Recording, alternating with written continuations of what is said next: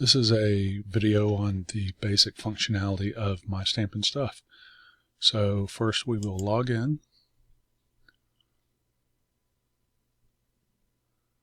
and this is the first page that you see.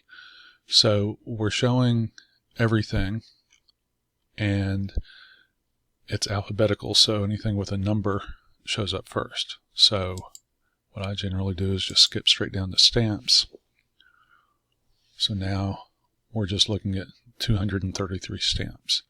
You can navigate with the buttons across the top, just like any other website.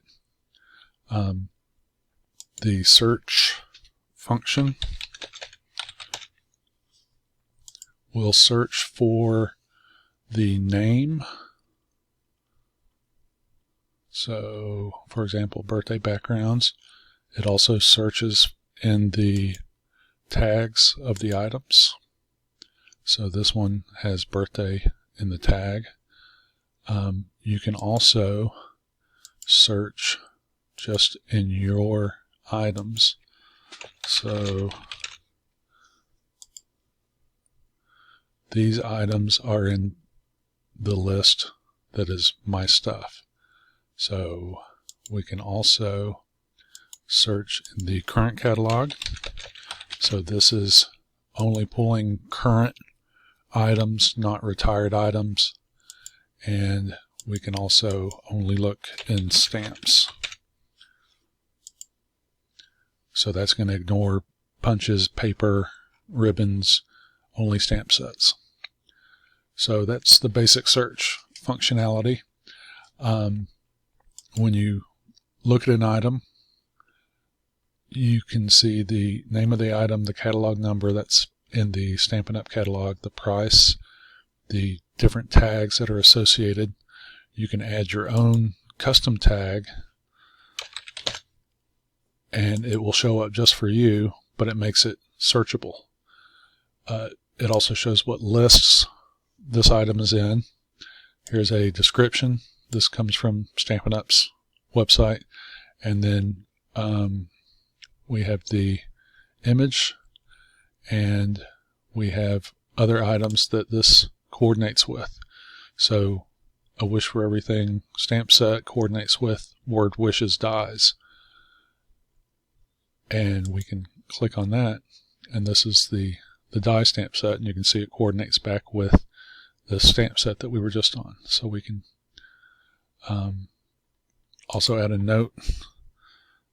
We can say loaned to Bill, because I loaned it to Bill. So that way I can keep track of who I'm loaning my stuff to, and then when Bill gives it back, I can just take that note out. So the lists are the biggest functionality of the site. So I clicked on My Stuff, and so this is all the 17 items that I currently own. And you can see some test stuff in there and everything else. We also have my wish list. So My Stuff and my wish lists are common to every account. So as soon as you create an account, you get a My Stuff and a My Wish list. And they show up on the search pages. So the easy way to add or remove something from these lists is click on the little heart. So this one, all of these are currently in my wish list. If I want to take one of them out of my wish list, say for instance this one, where it's in My Stuff, so that means I own it, so I probably don't need it on my wish list anymore. So I can click on the heart, and it went away.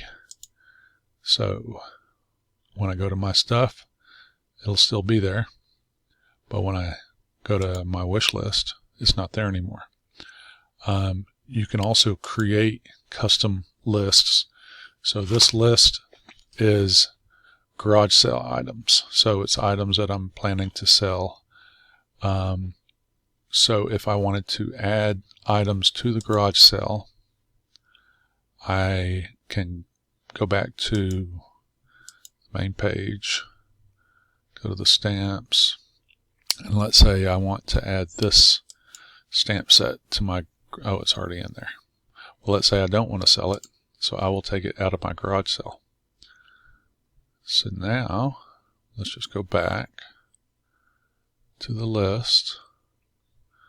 Actually, let's just see what comes up here. So here's a whole bunch of good stuff.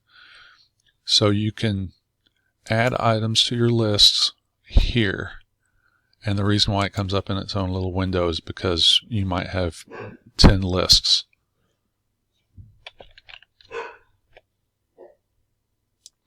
So we can see all the lists that we have by clicking on the plus and minus list button here, and we can add this item to our garage sale list. So now when we go to the garage sale list, there it is. You can also add items to different lists by clicking on the item itself. So here we can take it out of the garage sale list, put it back in the garage sale list, add it to my stuff, whatever. You can also create a list from the item page. So let's say that we're going to call this storage, because these are items that are in my storage building. So I just created the list and added this item to that list. So when we go to storage, there's only 2 items in there because I think I had this list here before.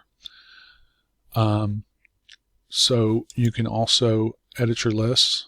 So I can rename storage to be closet. I can also create a new list from here. My sister's stamps. So now there's nothing in here. So I want to add some stuff that my sister owns. So let's say she owns this punch. I can click on the item and do it the way that I just showed, or I can just go over here and click on the little gray heart and turn it into a pink heart. So now that punch is in my sister's stuff. And let's say she gets rid of it. So now I'm going to get rid of it, and it's no longer in that list. So that's the list functionality. It's pretty easy, pretty basic.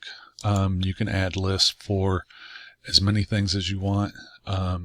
You can add lists keeping track of things that you lend out, things that you use for different projects, or maybe take on a retreat.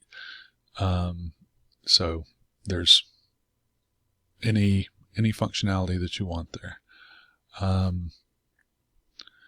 When you are looking at a list, there's another function in searching where you can search in the current list. So let's say you have a list that has hundreds of things in it and you just want to look in that list.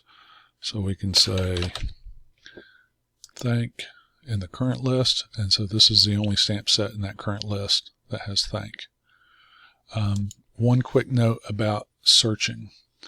When you're searching tags, if you search for the word heart, you will find hearts, because heart is inside of hearts. If you search for the word hearts, you won't find anything that has the word heart, if that makes sense. So we want to be less specific when we're searching. So heart will return 46 items. Hearts only returns 37 items.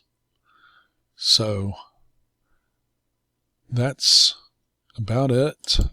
If you have any questions, feel free to look at the other tutorials on the help and feedback section, or you can also submit any questions or comments from this page as well. Thank you.